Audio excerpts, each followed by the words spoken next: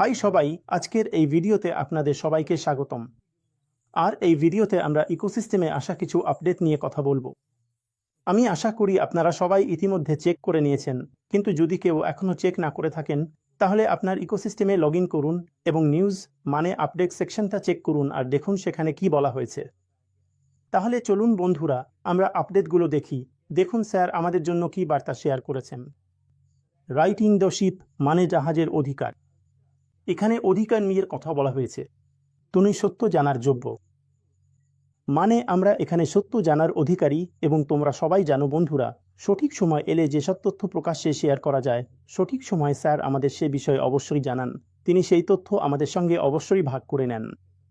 তাহলে চল বন্ধুরা দেখি স্যার আমাদের জন্য কি বার্তা দিয়েছেন।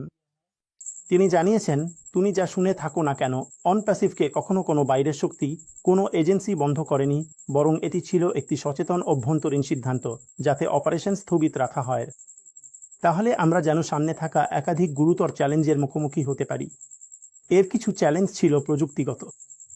আপনারা সবাই জানেন বন্ধুরা যে আমরা অনপ্যাসিভ সম্পর্কে অনেক কিছু দেখি, শুনি, কিন্তু আমরা সব সময় অফিসিয়াল তথ্যের জন্য অপেক্ষা করি।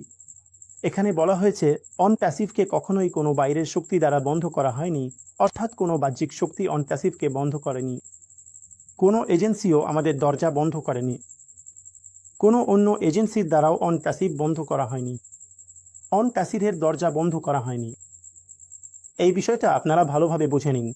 অনেকেই বলেন কেউ হয়তো জোর করেছে, কোনো এজেন্সির কারণে, কোনো ডিপার্টমেন্টের কারণে অনপ্যাসিভ বন্ধ হয়ে গেছে।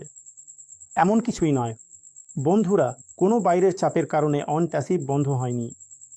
কোনো এজেন্সির দ্বারা অনপ্যাসিভ বন্ধ করা হয়নি।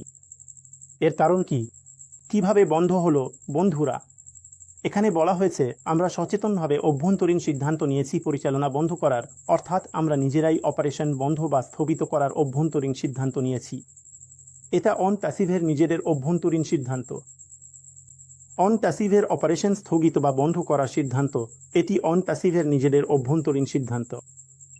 বন্ধুরা ঠিক এই বিষয়টা তোমরা ভালো করে বুঝে নাও, অনপ্যাসিভ কেন অন করলো, যাতে আমরা গুরুতর চ্যালেঞ্জগুলোর সরাসরি মোকাবিলা করতে পারি। আর এই চ্যালেঞ্জগুলোর কিছু ছিল টেকনিক্যালও। তাহলে অনপ্যাসিভে কী কী চ্যালেঞ্জ এসেছিল সেটা আমরা সবাই জানি বন্ধুরা। সেটা পেমেন্ট নিয়ে হোক, মার্চেন্ট নিয়ে হোক, কর্মচারী নিয়ে হোক বা জিএসএসি কেস নিয়ে হোক, এই সব কিছু সম্পর্কে আমরা জানি। তাই অনপ্যাসিভে যে চ্যালেঞ্জগুলো এসেছিল, যে সমস্যাগুলো তৈরি হয়েছিল, তার অনপ্যাসিভ যেন সরাসরি মোকাবিলা করতে পারে। এই কারণেই অনপ্যাসিভ তাদের অপারেশনগুলো স্থগিত করে দিয়েছিল। এছাড়াও আরও কিছু চ্যালেঞ্জ ছিল যার সম্পর্কে আসানে বলেছেন, অন্যরা ছিল এমন কিছু ব্যক্তি যাদের কার্যকলাপ আমাদের মূল্যবোধের সঙ্গে একেবারেই মেলেনি। এমনকি কিছু মানুষ ছিল যারা আমাদের বিরুদ্ধে অপরাধমূলক কাজ করেছিল এবং তাদেরকে তাদের কাজের পরিণতি ভোগ করতে হবে। যতটা খারাপই হোক না কেন আমরা টিকে ছিলাম। হ্যাঁ বন্ধুরা, এমনটাই বলা হচ্ছে যে কিছু অন্যান্য ব্যক্তি এমন কর্মকাণ্ডের সঙ্গে যুক্ত ছিল।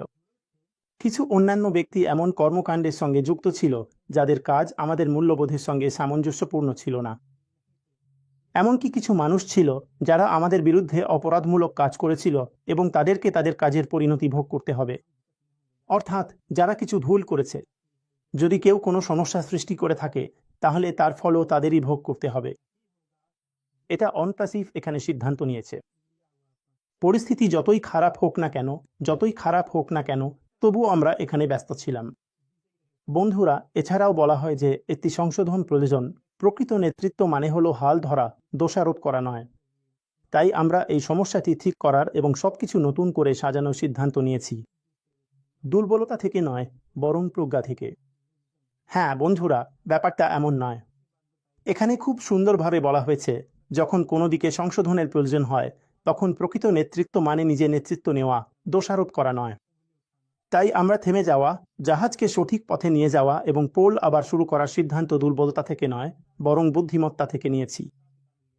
হ্যাঁ বন্ধুরা, এখানে আচার্য খুব সুন্দরভাবে বলেছেন, যদি কোনো কিছুর মধ্যে সংশোধনের প্রয়োজন হয় তাহলে আমাদের নিজেই এগিয়ে আসা উচিত।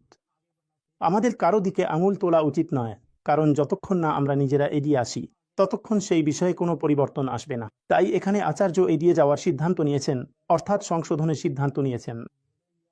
তাই আচার্য অনপ্যাসিভের অপারেশনগুলোকে সাময়িকভাবে স্থগিত করার এবং অনপ্যাসিভকে সঠিক পথে নিয়ে যাওয়ার সিদ্ধান্ত নিয়েছিলেন। অপারেশনগুলোকে সাময়িকভাবে স্থগিত করার মানে হচ্ছে, বন্ধুরা, অনট্যাসিভে যে কাজ চলছিল তা থামিয়ে আচার্য অনট্যাসিভকে সঠিক পথে নিয়ে যাওয়ার সিদ্ধান্ত নিয়েছিলেন। এ বিষয়ে আচার্য এখানে ব্যাখ্যা করেছেন। এছাড়াও আচার্য বলেন, আমাদের ছিল ঝড় সামলানোর ধৈর্য ও শক্তি এবং এখন আমরা পরিষ্কার জলে এগিয়ে চলেছি। যদি আপনি এটি এখন পড়ছেন, তার মানে আপনি এখনও আমাদের সঙ্গে আছেন এবং সেটাই অনেক কিছু। এর মানে আপনি সত্যকে মূল্য দেন। আপনি প্রথম সত্যে বিশ্বাস করেন এবং মনে করেন আপনি দীর্ঘ পথের জন্য এখানে আছেন। বন্ধুরা, এমনটাই বলা হয় যে আমাদের মধ্যে ঝড়ের মুখোমুখি হওয়ার সহনশীলতা ও শক্তি আছে এবং আমরা পরিষ্কার জলে এগিয়ে চলেছি। বলতে চাওয়ার অর্থ হলো, যত চ্যালেঞ্জই আসুক না কেন, তাদের মোকাবিলা করার শক্তি আমাদের আছে এবং আমরা পরিষ্কার জল অর্থাৎ ক্লিন সিস্টেমের দিকে ক্রমাগত এগিয়ে চলেছি। আপনি যদি এখনো পড়ছেন, তাহলে এর মানে আপনি এখনো আমাদের সঙ্গে আছেন, এখনো আমাদের সঙ্গে যুক্ত আছেন এবং এটা অনেক কিছু বলে দেয়। আপনি যদি এখনো টাকার সঙ্গে থাকেন, তাহলে সেটাও অনেক কিছু বলে দেয়। এর মানে আপনি সত্যকে, আপনি টিউনকে গুরুত্ব দেন। আপনি দৃঢ়তায় বিশ্বাস করেন এবং আমাদের মতো আপনিও এখানে দীর্ঘমেয়াদে থাকার জন্য আছেন। অর্থাৎ এখানে এখন পর্যন্ত যারা টাকার সঙ্গে যুক্ত আছেন এবং টাকার সঙ্গে টিকে আছেন, এর মানে আমরা সবাই এখানে এবং টাকার সঙ্গে দীর্ঘ সময়ের জন্য আছি। এছাড়াও বলা হয়েছে যে বাতাসের দিক পরিবর্তন হচ্ছে, পরিষ্কার এবং একসাথে আমরা ভবিষ্যতের দিকে এগিয়ে যাব। আমরা সবসময় পড়তে চাই, তাই খবরের জন্য টিউন থাকুন, আরও আপডেট এবং দিগন্তে যা আসছে তার জন্য। হ্যাঁ বন্ধুরা, এটা খুবই ভালো কথা বলা হয়েছে যে বাতাস বদলাচ্ছে। মনোযোগ দিয়ে শুনবেন। বাতাস বদলাচ্ছে, আমাদের দিক নির্দেশনা স্পষ্ট, পরিষ্কার এবং একসাথে আমরা এগিয়ে যাব। সেই ভবিষ্যতের দিকে এগিয়ে যাব, যেখানে আমাদের সবসময় পৌঁছাতে চাওয়া উচিত ছিল। এটা খুবই ভালো কথা বলা হয়েছে যে আমাদের দিক নির্দেশনা স্পষ্ট, মানে আমাদের দিক একেবারে পরিষ্কার এবং আমরা সবাই এখানে একসাথে এগিয়ে যাব। কোন দিকে এগিয়ে যাব? সেই ভবিষ্যতের দিকে। আমরা এগিয়ে যাব সেই স্বপ্নের দিকে, সেই ড্রিমের দিকে আমরা এগিয়ে যাব, যেখানে আমাদের পৌঁছানো উচিত ছিল, যেটা ছিল আমাদের স্বপ্ন, আমাদের ড্রিম, যেটা আমরা দেখেছিলাম সেটার দিকে, এবং আমরা এখানে সবাই একসাথে এগিয়ে যাব। বন্ধুরা, এই ছিল ফ্রেন্ডস ইকোসিস্টেমে আসা কিছু গুরুত্বপূর্ণ আপডেট। আমি আশা করি আমি যথেষ্ট ভালোভাবে ব্যাখ্যা করতে পেরেছি এবং আপনাদের সবার প্রতিটি পয়েন্ট ভালোভাবে বুঝতে পেরেছেন। এই ধরনের সব আপডেট দেখতে, সব আপডেট বুঝতে এবং খবরের সাথে অর্থাৎ ইকোসিস্টেম আপডেট সেকশনের সাথে যুক্ত থাকুন। সেখানেই সব খবর, সব তথ্য আসবে এবং আমাদের চ্যানেলের সাথেও যুক্ত থাকুন। প্রতিটি তথ্য আমি চেষ্টা করি যথেষ্ট ভালোভাবে ব্যাখ্যা করতে, যাতে প্রতিটি পয়েন্ট আপনাদের সবার ভালোভাবে বোঝা যায়।